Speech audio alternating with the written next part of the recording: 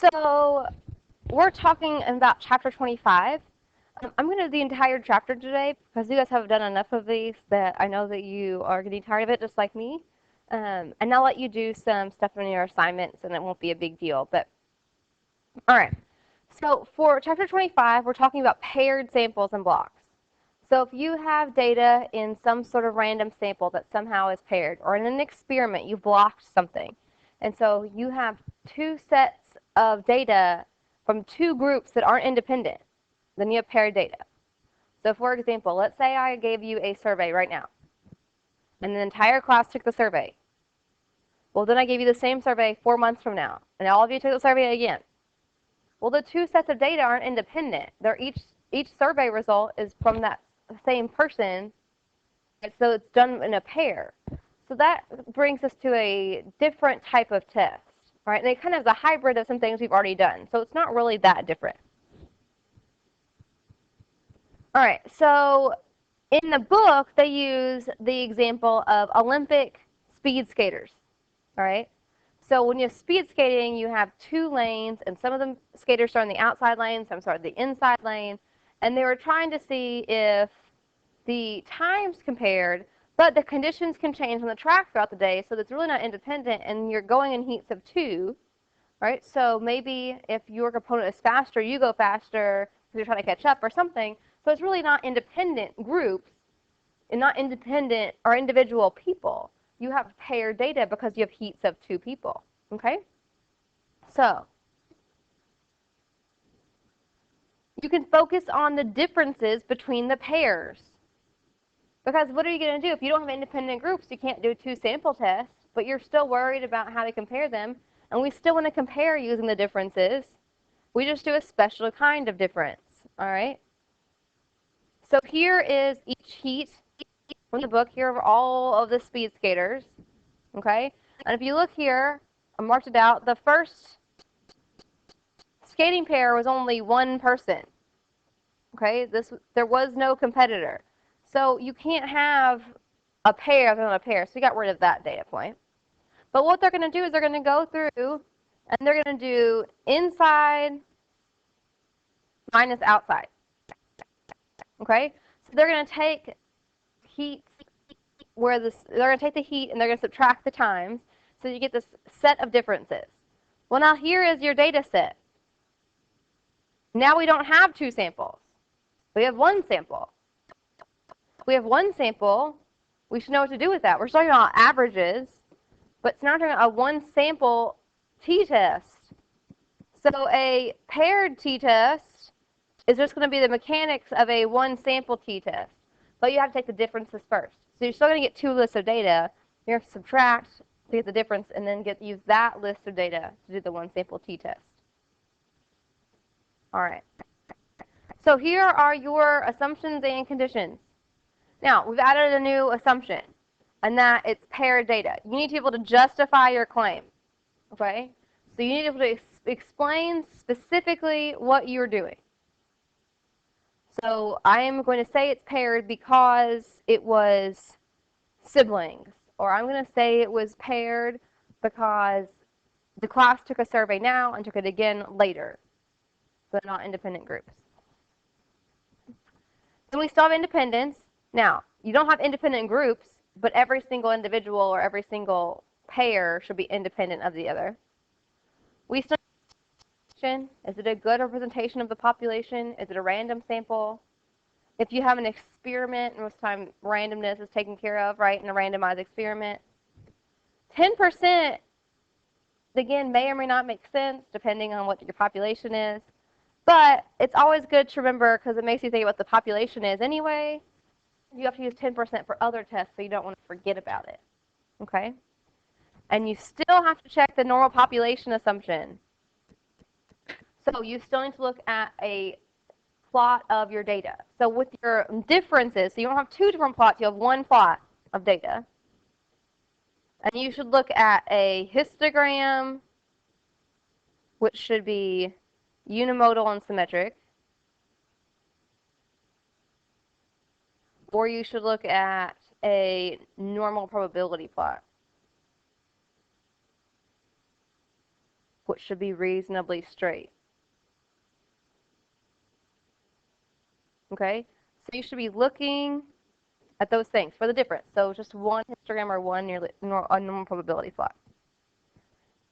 If all your conditions are met, then you can do the paired t-test for the paired t interval. Okay, so as always, let's start with the interval.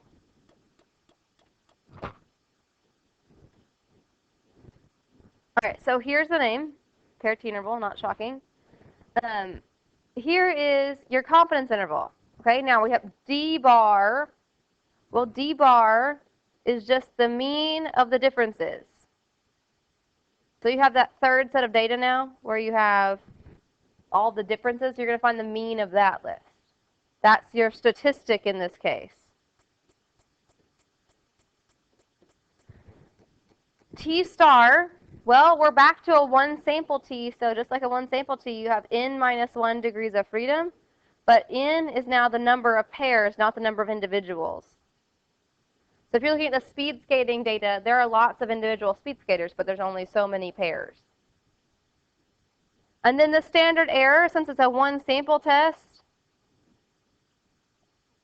you do the standard deviation of the differences.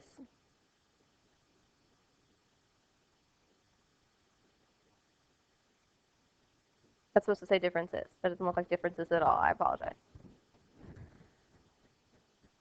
Over the square root of n, where n is the number of pairs. So again, very similar. And then at the end, when you've done your interval, you make a comparative statement, just like before. Okay? So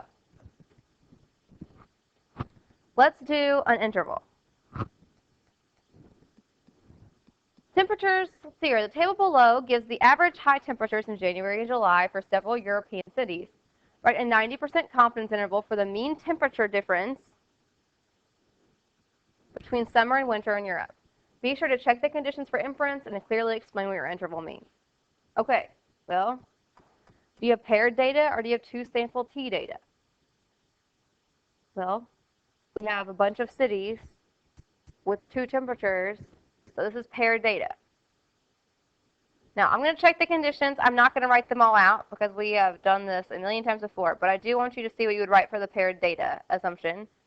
So if you're assuming that, you just need to say, fact, we have pairs of data, which is temperatures for European cities.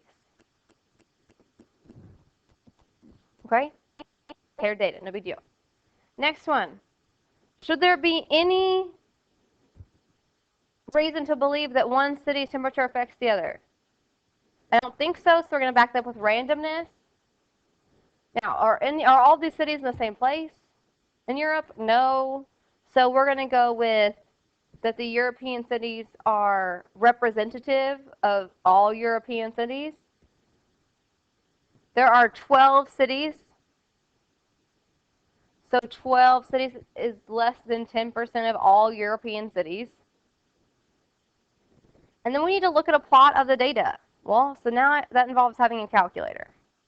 So here's what we're going to do. We're going to put our data into list 1 and list 2. So I'll put January and then July. So give me a second here.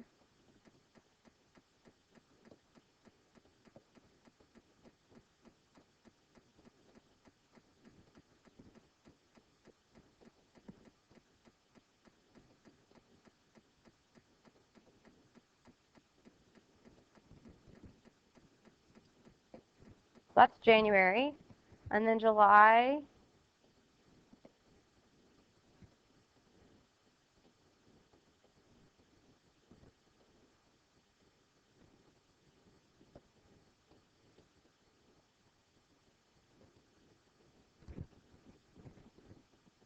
Now, it's important that when you enter these, you enter them in the right order. Since it's paired data and you're going to subtract them, if you forget a number, you can't go back and just add it in at the end. You have to go back and insert it in the right position. Okay, so I have my pairs. So I'm going to find the differences. I'm going to do July minus January. Like I said, it's going to give me a positive number. Uh, you can do whichever way you want to, but I'm going to do July minus January. So go up, and if you would highlight where it says list 3, don't do it in the first cell because it won't let you, but go up to list 3 and hit second L2 minus second L1. It gives you all the differences. All right, so it does a subtraction for you.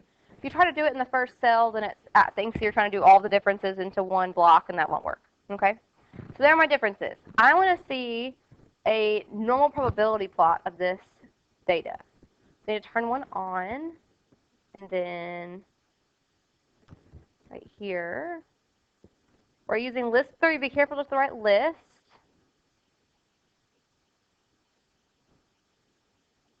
Oh, we've got something stuck here in y equals. All right, so graph zoom 9. All right, so there we go.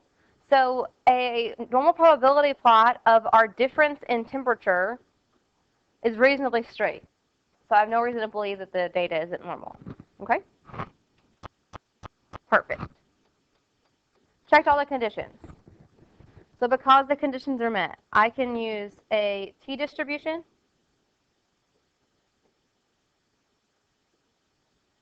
with how many degrees of freedom? Well, 11, because it's n minus 1. And I can use or construct a paired t-interval. All right. So here we go. Our mean difference, because we have the mean difference plus or minus t critical value times the standard error. Well, I need to find out some things. In order to do the standard error, I need the standard deviation of the difference. So I'm going to have to find out some things in my calculator. So go back to your calculator.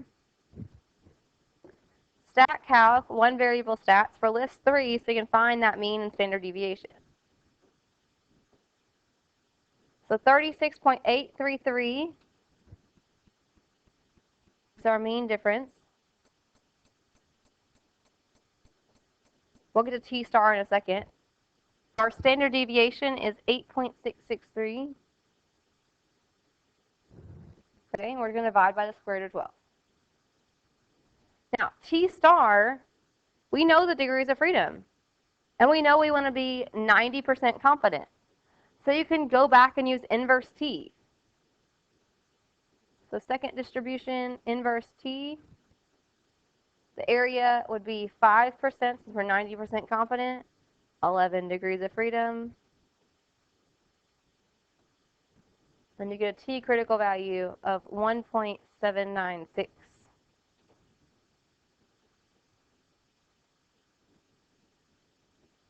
Right? So, I'm going to do some math here. So 8.663 divided by the square root of 12. That's our standard error. Multiply that by 1.79588.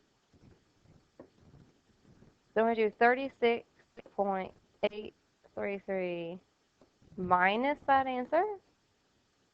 36.833 plus that answer. So our interval is from 32.342 to 41.324.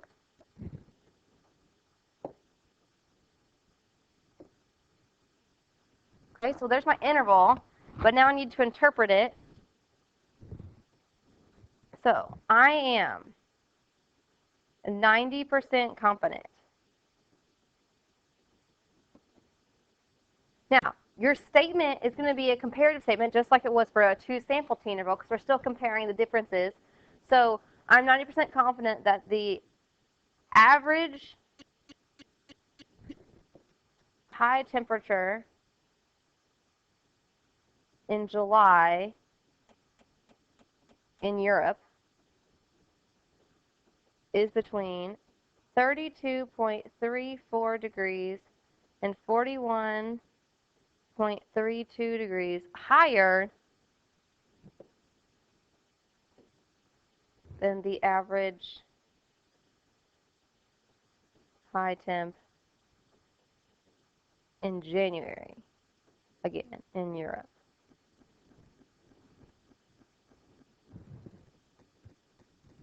So very similar to what we've done before. Not new.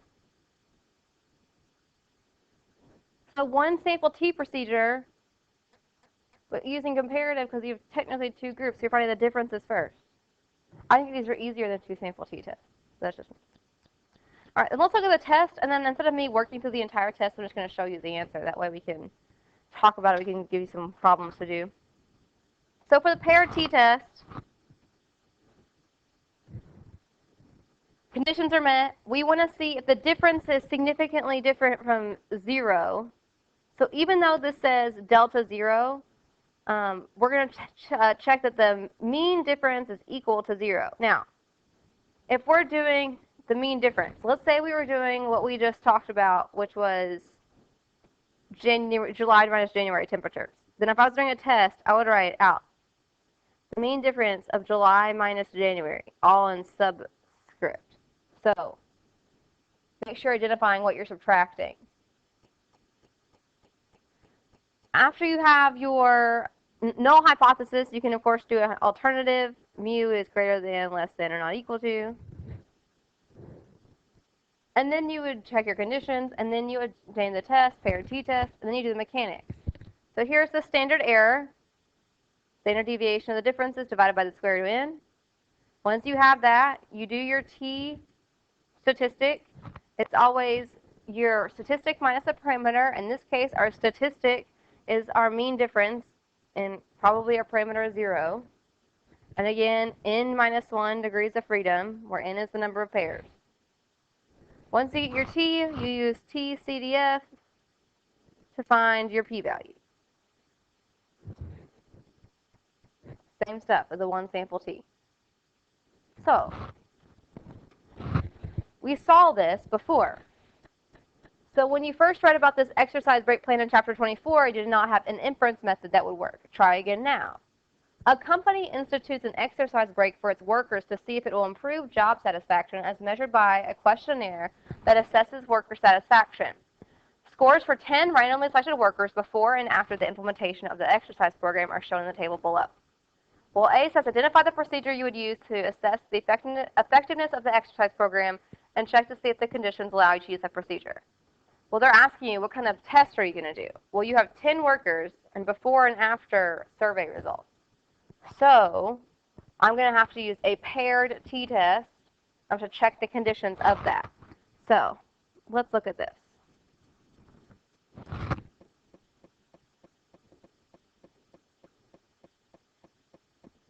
All right, so here are my conditions for part A. I'm using a paired t-test. I check the paired data assumption. Okay, so the index measures satisfaction for the same workers at 2 different times. Each worker should be independent of the next worker. It says it's 10 randomly selected workers. 10 is hopefully less than 10% of all workers. And I did look at a histogram of the differences between job satisfaction, and it was unimodal and symmetric. Okay? Now part B said to complete the test. So here are my hypotheses. Notice I have the mean of after minus before. So I identified what I was subtracting. And since it's an exercise break program that they are implementing, you would think that you would want to see the after results showing higher job satisfaction than before. So that's why I have greater than 0. So because the conditions are met, I can perform a paired t-test with 9 degrees of freedom, because 10 minus 1 is 9. Over in the margin, over here, you can see that I have the mean and standard deviation for the new list of differences. I would have typed before and after into my calculator a separate list and came up with the difference list. So my standard error takes the standard deviation of the differences, 7.47, and divides by the square root of 10. My t-statistic takes the mean of the differences and subtracts the mean from my null hypothesis, which was 0, divides by the standard error, you get 3.598. trying to find the p-value, so probably that t is greater than 3.598 is 0.00288. Well, you know what to do with the p-value. Because the p-value is low, you reject the null hypothesis. The evidence suggests that there is a positive effect after the implementation of the exercise program on average. But you're still making comparative statements. So it seems that afterwards there was improvement. Okay? And then part C just says, if your conclusion turns out to be incorrect, what kind of error did you commit? Well, if I reject the null hypothesis, what kind of error could I make? It would be a type 1 error, right? Because you rejected a false null hypothesis. That's it. It's essentially a one sample test, but for paired data. So the assignment's on the screen. If you have questions, please be asking me. We're going to be pretty much done with means now, because our next test is over chapter 23 and 25.